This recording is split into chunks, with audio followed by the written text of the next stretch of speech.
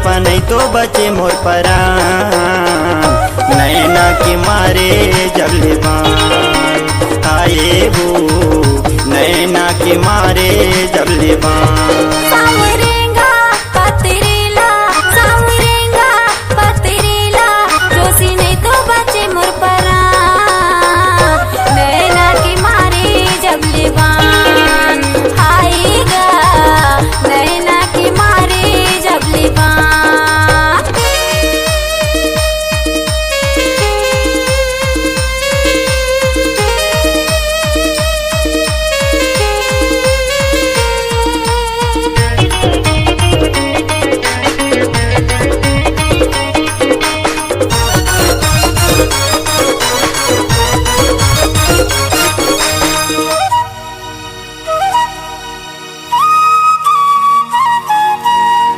रिम झिम बरसे जैसे सावन के पानी, अंगे अंगले छलकते हवे तोरे वो जवानी, अंगे अंगले छलकते हवे तोरे वो जवानी।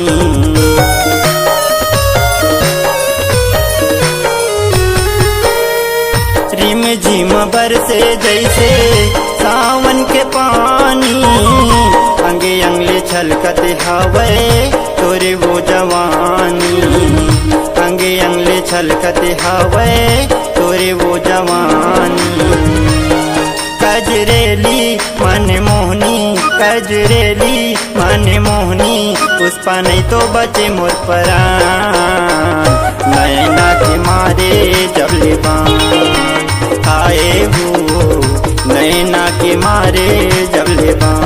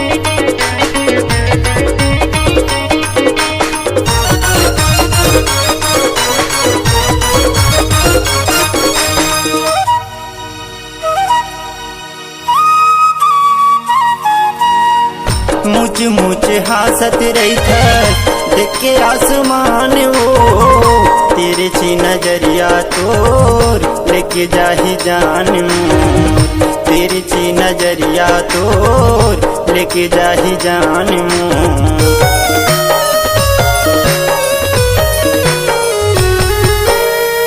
मुझ मुझ हासत रही था देख के आसमान वो, तेरे छी नजरिया तोर लेके जाही जान, तेरे छी नजरिया तोर लेके जाही जान।